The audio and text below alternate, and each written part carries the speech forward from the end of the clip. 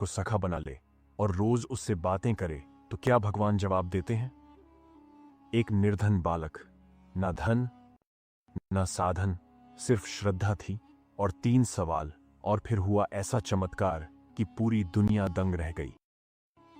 ये कथा है शिवदत्त की, जिसने भगवान जगन्नाथ को अपने बचपन का साथी बना लिया और सच्चे प्रेम ने ईश्वर को बोलने पर मजबूर कर दिया। इस कथा को जानने के लिए वीडियो के अंत तक बने रहे। उड़ीसा के एक छोटे से गांव में, जहां न बिजली थी न पक्की सड़कें, वहां एक कच्चे घर में जन्मा था शिवदत्त, एक निर्धन ब्राह्मण का बेटा। उसकी आंखों में बचपन की चमक तो थी, मगर जीवन में खिलौनों की जगह था संघर्ष। जब वो सिर्फ 7 साल का था, तभी उसके सिर से पिता का साया उठ गया। मां ने अपने आंचल को मजबूती से बांधा और हर दिन गांव में बुनाई सिलाई कर शिवदत्त का पालन पोषण करती। पर इस बालक का मन न खेलों में लगता था, न गुड्डे गुड़ियों में, न उसे मेले अच्छे लगते, न रंग बिरंगे कपड़े। उसका मन बस एक जगह लगता था, प्रभु जगन्नाथ में। उसके आंगन के एक कोने में था मिट्टी से बना छोटा सा मंदिर। वहीं हर सुबह वो स्नान करके बैठ जाता, दिया जलाता, फूल रखता और फिर घंटों भगवान से बातें करता, जैसे कोई अपने मित्र से करता है। प्रभु, मेरी मां कल बहुत थक गई थी, आप उन्हें सपने में मिलकर मुस्कुरा देना, उनका मन हल्का हो जाएगा। प्रभु, आज मेरे पास आपके लिए कुछ नहीं है, पर मैंने खुद खाना नहीं खाया ताकि ये रोटी आपको दे सकूं। गांव वाले मजाक उड़ाते, ये लड़का तो सनकी हो गया है, भगवान से बात करता है। एक मामूली सी मूर्ति से बच्चे हंसते, कोई मुंह चिढ़ाता, कोई पत्थर फेंकता, मगर शिवदत्त कभी क्रोधित नहीं हुआ। वो हर बार मुस्कुराकर कहता, एक दिन मेरे प्रभु जरूर बोलेंगे, क्योंकि मैंने उन्हें सिर्फ पूजा नहीं, प्रेम किया है।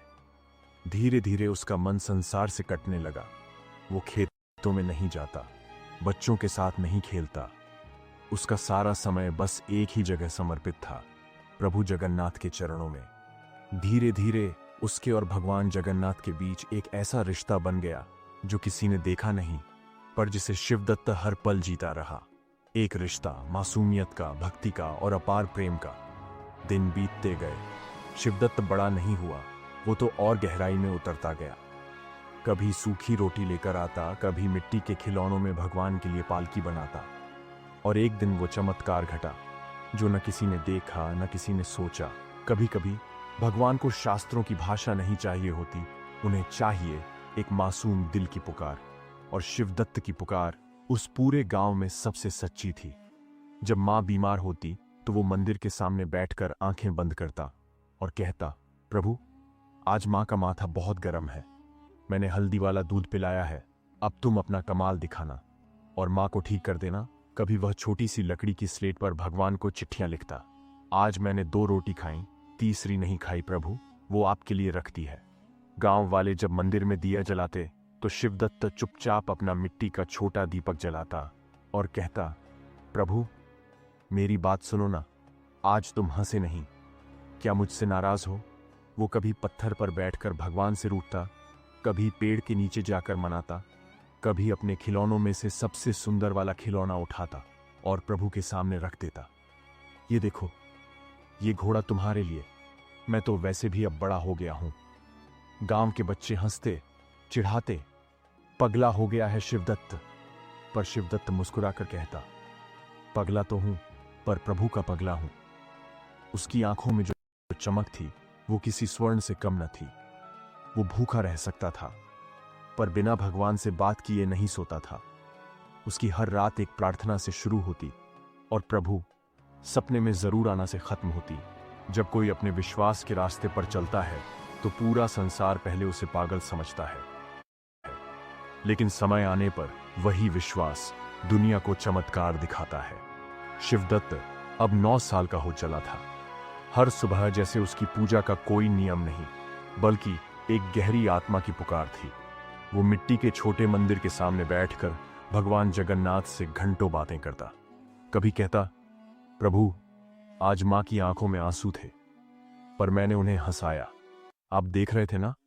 कभी कहता, आज मैंने आपको गुड़ चढ़ाया, थोड़ा बचा लिया था, आप नाराज तो नहीं ना। गांव वाले हर दिन उस दृश्य को देखते।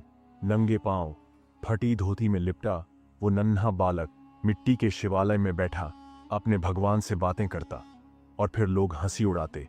ये बच्चा तो बिल्कुल सठिया गया है, मूर्ति से बात करता है, भगवान उससे बात करेंगे। एक दिन गांव के मुखिया ने उसे बुलाया। पूरे गांव के लोग जमा हुए। मुखिया बोले, शिवदत्त, तू क्यों रोज इस मूर्ति से बातें करता है?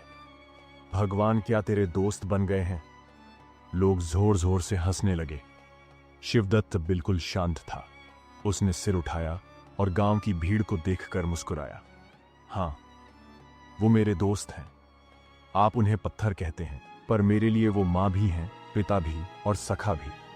गांव की स्त्रियां ताना मारती, कभी दूध चढ़ाता है, कभी बिस्कुट रखता है। भगवान कब से ऐसे छड़ावे लेने लगे? पर शिवदत्त का उत्तर सरल था, वो सब कुछ लेते हैं, बस शर्त है, उसमें प्रेम होना चाहिए। मां कहती हैं, भगवान को भाव चाहिए, व्यवस्था नहीं। कभी बच्चों ने उसकी पूजा की थाली उठाकर फेंक दी, कभी उसके खिलौने मंदिर से चुरा लिए गए, यहां तक कि मिट्टी की मूर्ति को भी किसी ने तोड़ दिया। पर शिवदत्त ने रोया नहीं। उसने फिर उसी मिट्टी से एक नई मूर्ति बनाई और उसी श्रद्धा से पूजा की।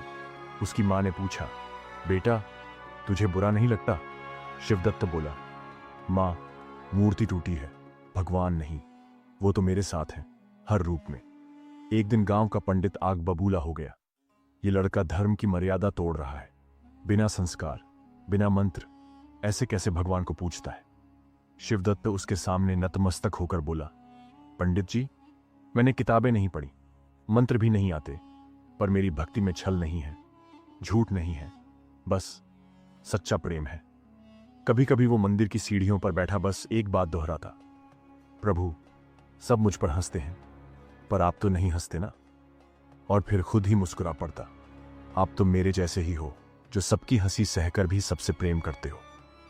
उस रात आसमान में तारे बिखरे थे। शिवदत्त अपने मिट्टी के मंदिर में छोटे से दीपक के सामने बैठा था। उसके हाथों में सूखी रोटी का एक टुकड़ा, पर उसने वो भी भगवान जगन्नाथ के चरणों में रख दिया। फिर अपनी दोनों आंखें बंद कर लीं और धीरे से बोला, प्रभु, आज मैं आपसे 3 सवाल पूछूंगा। अगर आप सच में मेरे सखा हो, मेरे अपने हो, तो उत्तर जरूर देना। पहला सवाल, क्या आप मेरी बातें सुनते हैं? उसने रुककर एक सांस ली, फिर नन्हे हाथों से भगवान की मूर्ति को छूते हुए बोला, मैं रोज आपसे बात करता हूं, रोज अपनी हर छोटी बात बताता हूं कि मां को खांसी थी, या आज मैंने आपकी थाली में क्या रखा। आप चुप रहते हैं, पर क्या आप सुनते हो? दूसरा सवाल, क्या आप मेरे साथ चल सकते हो? शिवदत्त की आंखों में चमक थी, जैसे उम्मीद की लौ जल रही हो। मैं अकेला हूं प्रभु, कभी कभी डर लगता है, जब सब हंसते हैं, जब मां की तबीयत बिगड़ती है, तो काश आप मेरे साथ होते। क्या आप चल सकते हो मेरे साथ, बस एक बार, मेरे पीछे पीछे? तीसरा सवाल, क्या आप मुझसे प्रेम करते हो? अब उसकी आवाज कांपने लगी थी। मैं तो आपसे बहुत प्रेम करता हूं प्रभु, पर क्या आप भी मुझसे उतना ही प्रेम करते हो, या बस मेरी पूजा को सहते हो? क्या आप मुझसे वैसे ही प्रेम करते हो जैसे मां करती हैं? उसने दीपक की लौ के सामने हाथ जोड़ लिए। मंदिर में कोई आवाज नहीं थी, बस दीपक की टिमटिमाहट और शिवदत्त के मासूम सवाल। वो रात उसी मंदिर में लेट गया, बिना कुछ खाए, आंखों में आंसू, पर चेहरे पर विश्वास। उस रात कुछ अलग हुआ। मंदिर की मिट्टी की मूर्ति से हल्की सी रोशनी निकली। कोई बड़ा प्रकाश नहीं, कोई आकाशवाणी नहीं, बस एक बहुत ही कोमल, बहुत ही गहरा एहसास, जैसे किसी ने उसके सिर पर हाथ फेरा हो, जैसे कोई बहुत अपना पास बैठ गया हो। रात भर शिवदत्त मंदिर के पास सोया रहा। उसका छोटा सा शरीर मिट्टी की ठंडी जमीन से लगा था और दीपक की लौ बुझ चुकी थी, पर उसके चेहरे पर शांति थी, जैसे वो ईश्वर की गोद में सोया हो। जैसे ही सूर्य की पहली रोशनी उस मंदिर की दीवार पर पड़ी, शिवदत्त की आंखें खुली, पर इस बार उसकी आंखें पहले जैसी नहीं थी। वो चमक रही थी, जैसे किसी ने उन्हें भीतर से जला दिया हो, जैसे किसी अलौकिक प्रेम की रोशनी उनमें समा गई हो। वो उठकर बैठा और देखा, उसके सामने एक छोटा सा पत्र रखा था। पीले रंग के कागज पर बहुत ही सुंदर अक्षरों में लिखा था, तेरे हर आंसू का हिसाब है मेरे पास। तू जो कहता है मैं सब सुनता हूं। शिवदत्त की आंखों से आंसू टपकने लगे, लेकिन वो आंसू दर्द के नहीं थे, वो आनंद के थे, प्रेम के थे। फिर उसने जैसे ही नीचे देखा, उसके पैरों के पास मिट्टी में कुछ छपा था। पद चिन्ह, मिट्टी में बने 2 जोड़े पद चिन्ह। एक जोड़ी उसके अपने थे और बिल्कुल पास ही दूसरी जोड़ी उसी नाप की, उसी दिशा में, जैसे कोई उसके साथ चला हो। उसने कांपती उंगलियों से मिट्टी को छुआ और फिर देखा, पत्र में अगली पंक्ति लिखी थी, मैं तेरे साथ चलता हूं, हर रास्ते, हर कांटे पर, बस तू देख नहीं पाता। शिवदत्त की सांसें तेज हो गईं। उसके शरीर में एक कंपन सी उठने लगी। ये कैसे हो सकता है?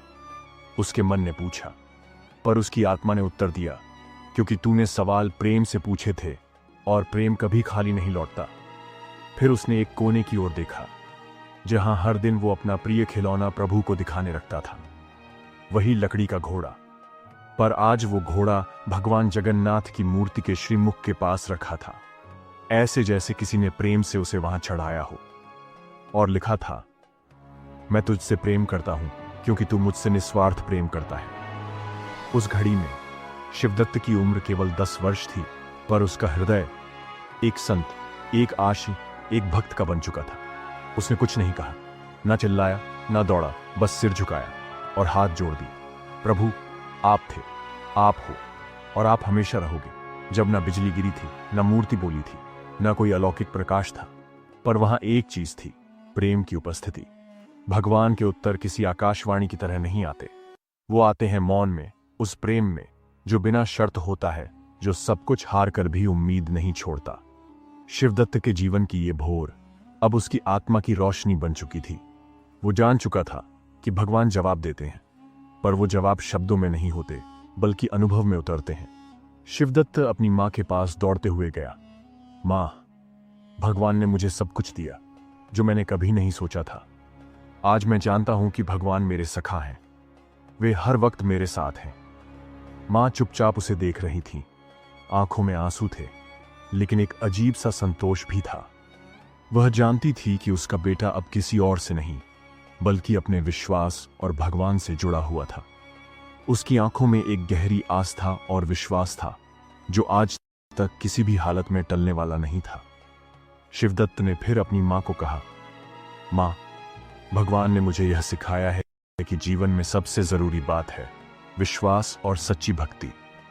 अब मैं जानता हूं कि मेरे हर सवाल का उत्तर मुझे भगवान से मिलेगा, अगर मैं पूरी निष्ठा से उस पर विश्वास करूं। उस दिन के बाद से शिवदत्त की मां की हालत में सुधार होने लगा।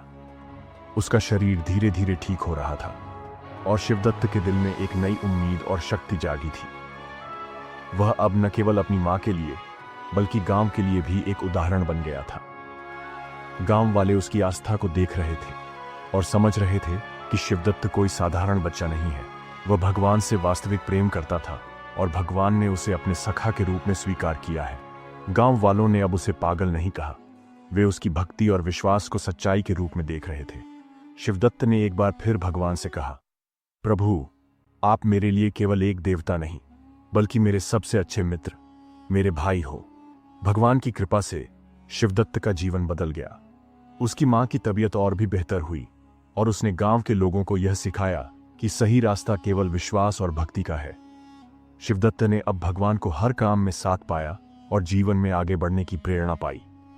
आखिरकार एक दिन शिवदत्त ने भगवान से यह कहा, प्रभु, अब मैं आपकी सेवा में पूरी तरह समर्पित हूं। आपके बिना मेरे जीवन का कोई मतलब नहीं है। आप मेरे सखा हो और मैं हमेशा आपके पास रहूंगा। भगवान ने उसकी आस्था को देखा और उसे आशीर्वाद दिया। शिवदत्त, तेरा विश्वास ही तेरा सबसे बड़ा बल है। तू हमेशा सही रास्ते पर चलेगा और मैं तुझसे हमेशा मार्गदर्शन करूंगा। इस तरह शिवदत्त की जीवन यात्रा पूरी हुई, जहां उसने भगवान के साथ अपना अनमोल संबंध पाया और उसकी भक्ति और विश्वास ने उसे जीवन के सबसे बड़े संघर्षों से बाहर निकाला। गांव वाले उसे अब सम्मान और श्रद्धा से देखते थे और उसकी कहानी सबके लिए एक प्रेरणा बन गई थी। शिवदत्त की कहानी हमें एक गहरी शिक्षा देती है, विश्वास और भक्ति का कोई विकल्प नहीं होता। जीवन में चाहे कितनी भी परेशानियां आ जाएं, जब तक हमारा विश्वास मजबूत होता है, भगवान हमेशा हमारे साथ होते हैं। जैसे शिवदत्त ने दिखाया, भक्ति में न तो कोई बड़ों का डर होता है, न ही दुनिया की परवाह। केवल एक सच्चा प्रेम और आस्था होती है जो हमें हर मुश्किल से पार लगाती है। सीख यह है कि जीवन में संकट और संघर्ष तो आएंगे ही, लेकिन जब हमें यकीन हो कि भगवान हमारे साथ हैं, तो कोई भी समस्या हमें हरा नहीं सकती। और एक सच्चा भक्त कभी हारता नहीं, क्योंकि उसकी आस्था उसकी सबसे बड़ी ताकत बन जाती है। जिंदगी की राहों में जब भी लगे कि तुम अकेले हो, तो जानो तुम्हारा सखा हमेशा तुम्हारे साथ है। भगवान में आस्था और अपने कर्मों में विश्वास, यही है जीवन का सच्चा मार्ग। जय जगन्नाथ।